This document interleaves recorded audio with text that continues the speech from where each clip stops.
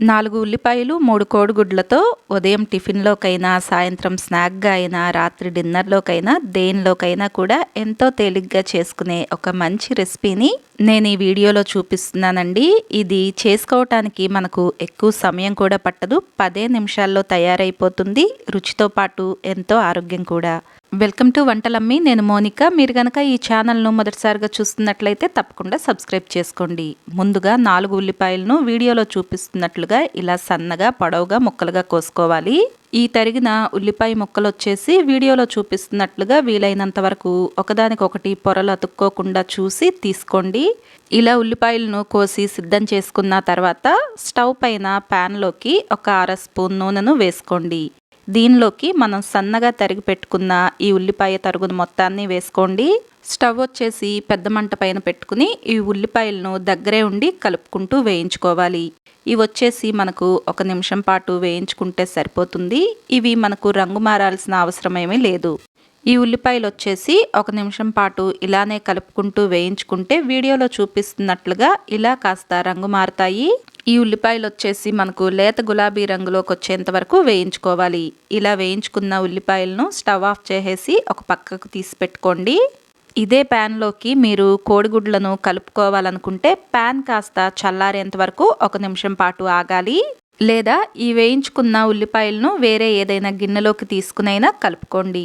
నేను ఇదే పాత్రలో కలుపుతున్నాను కాబట్టి 1 నిమిషం పాటు ప్యాన్ చల్లారేంత వరకు ఆగి తర్వాత 3 కోడిగుడ్లను పగలకొట్టి దీనిలోకి వేసుకోవాలి. తర్వాత దీనిలోకి ఒక 1/2 స్పూన్ అంత పసుపు, 1 స్పూను పావు కారం, 1/2 స్పూన్ ఉప్పు వేసుకోవాలి. ఉప్పు కారం వచ్చేసి మీ రుచికి తగినట్లుగా మీరు వేసుకోండి. అలాగే ఒక పచ్చిమిర్చి సన్నటి తరుగు, 2 స్పూన్లు గోధుమ పిండిని వేసుకోవాలి. గోధుమ పిండి బదులుగా మైదా పిండిని కూడా వేసుకోవచ్చు. ఇలా వేసుకున్న తర్వాత ఈ మొత్తాన్ని గరిటెతో మంచిగా బాగా కలిసేలాగా 1 నిమిషం పాటు కలుపుకోవాలి. ఇది మనకు 10 నిమిషాల్లో తయారైపోతుంది. అలాగే చేసుకోవటానికి కూడా చాలా తక్కువ నూనె పడుతుంది. దీనికోసం మనం వేసుకునే పదార్థాలు కూడా దాదాపుగా మనకు అన్నీ ఇంట్లో ఉండేవేనండి. ఇలా మొత్తాన్ని ఒకసారి మంచిగా కలుపుకున్న తర్వాత ఒక 2 స్పూన్ల ఉల్లికాడల తరుగును వేసుకోవాలి. ఈ ఉల్లికాడలు మీకు అందుబాటులో లేకపోతే కొత్తిమీర తరుగునైనా వేసుకోవచ్చు. ఇలా వేసుకుని మరొకసారి ఈ మొత్తాన్ని బాగా కలిసేలాగా కలుపుకోండి.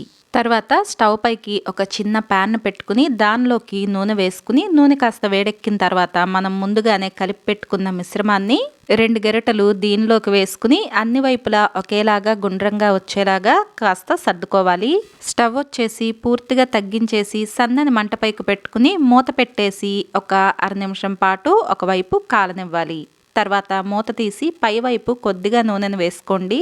ఇలా నూనెను వేసుకున్న తర్వాత దీన్ని రెండో వైపుకు తిరగేసుకోవాలి. ఇది మనకు చాలా తేలిగ్గా పెనం నుండి లేచొచ్చేస్తుంది.